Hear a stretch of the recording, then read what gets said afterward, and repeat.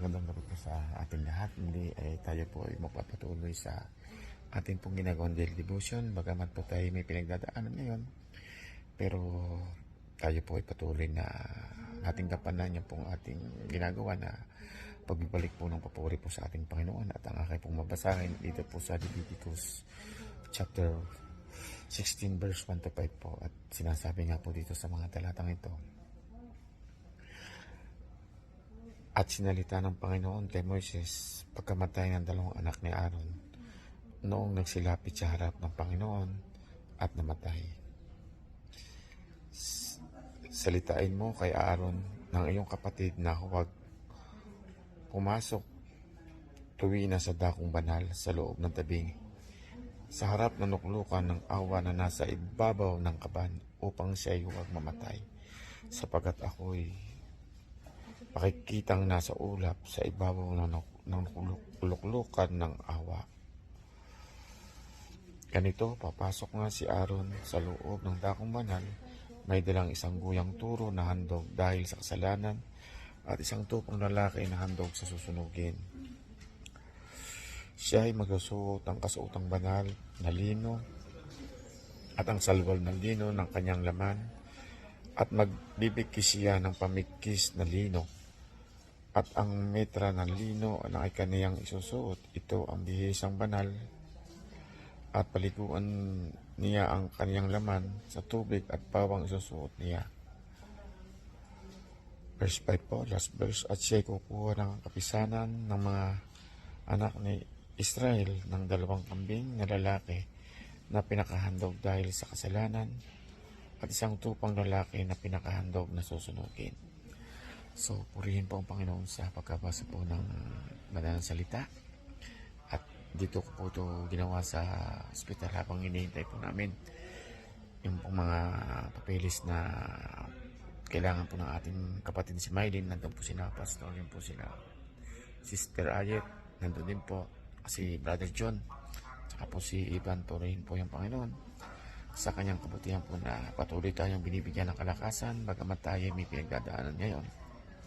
Pero alam na natin po naman na nandun na po siya sa tabi po ng ating Panginoon, nandun po sa promise ng ating Panginoon sa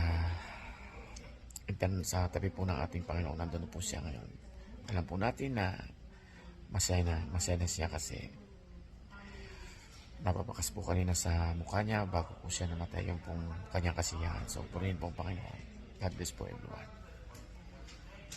Ang ating posisyon ngayon ay sa Leviticus chapter 16 verse 6 to 10. Tiyahanap ni Aaron ang turo na handog dahil sa kasalanan na patungkol sa kanyang sarili at itutubos niya sa kanya at sa kanyang sambahayan. At kukunin niya ang dalawang kambing at ilagay niya sa harap ng Panginoon sa pintuan ng tabi makulo ng kapisanan at pagsasapalaran ni Aaron ng dalawang kambing. Ang isang kapalaran ay sa Panginoon at ang isang kapalaran ay kay Azazel. At ihahanap ni Aaron ang kambing na kinahulugan ng kapalaran sa Panginoon at ihahandog na pinakahandog dahil sa kasalanan.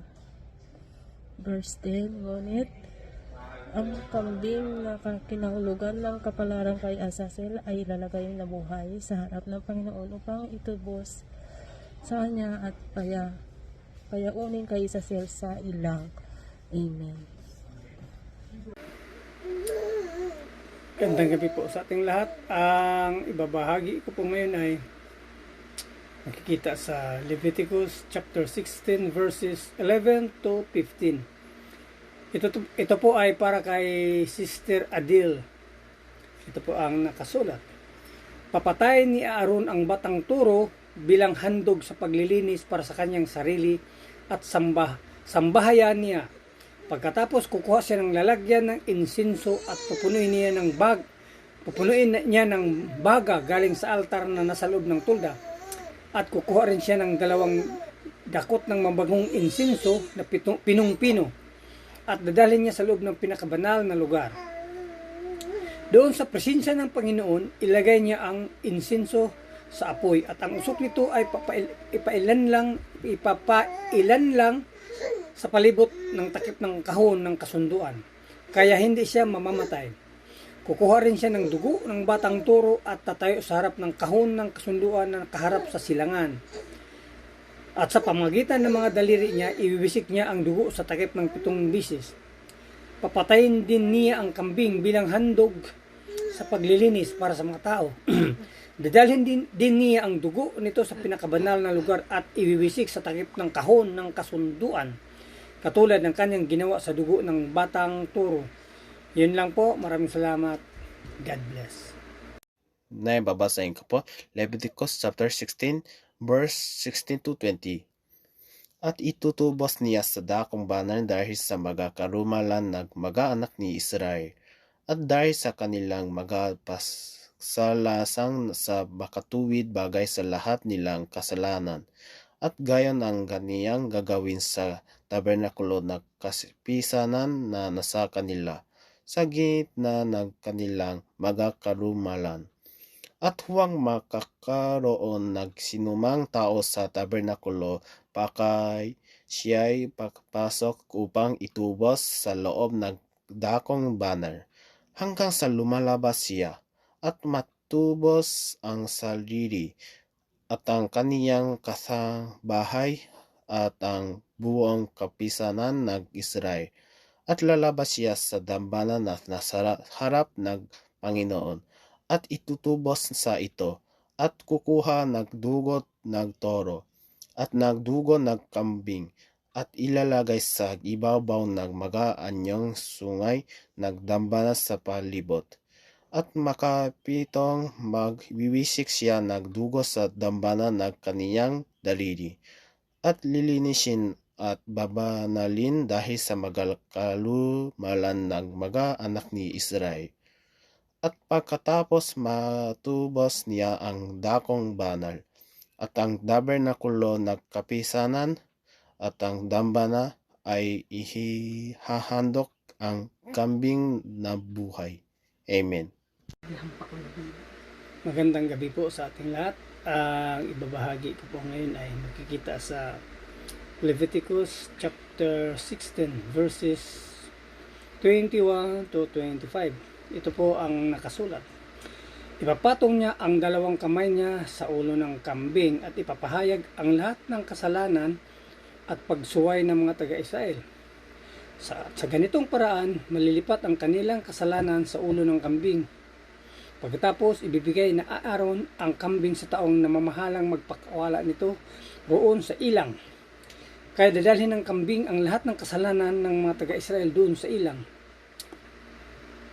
Pagkatapos, papasok si Aaron sa tulda at huhubarin niya ang kanyang damit bilang punong pari na kanyang isinuot bago siya pumasok sa pinakabanal na lugar at iiwan niya yun doon. Maliligo siya sa banal na lugar doon sa tulda at saka niya isusuot ang pangkaraniwan niyang damit.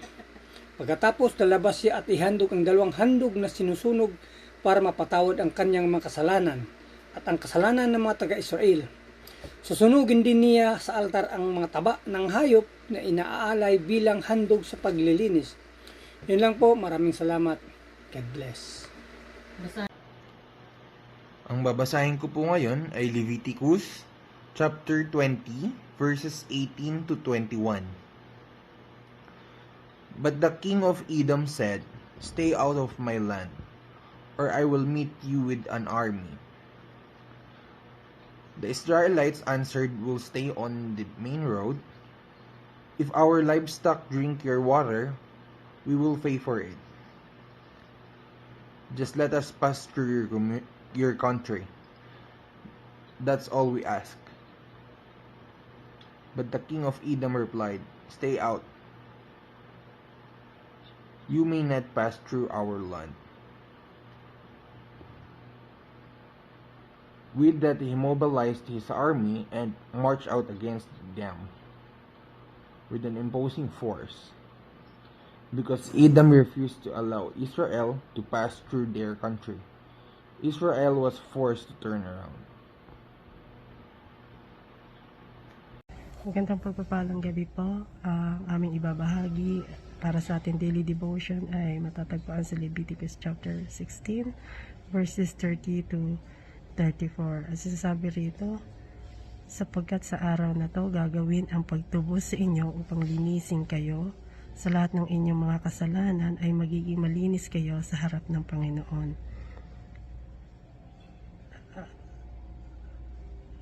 At nga sa takdang sabat nga takdang kapahingahan sa inyo at hatiin ninyo ang inyong mga kaluluwa. Ito ay palatuntunang pagpakailanman. At ang saserdote na pahihiran at itatalaga upang maging saserdote na kahalili ng kanyang ama ay siyang tutubos at magsusunod na mga kasuotang liho na mga banal nga kasuotan. At tutubusin niya ang banal na santuaryo at tutubusin niya ang tabernakulo ng kapisanan at ang dambana at tutubusin niya ang mga saserdote at ang buong bayan ng kapisanan. Last verse, at ito ay magiging palatuntunan ng walang hanggan sa inyo na tubusin ang mga anak ni Israel dahil sa lahat nilang mga kasalanan nang minsan sa isang tao at ginawa niya ayon sa iniutos ng Panginoon kay Moises. Purihin ang Diyos sa pagbabasa ng kanyang mga salita. God bless po.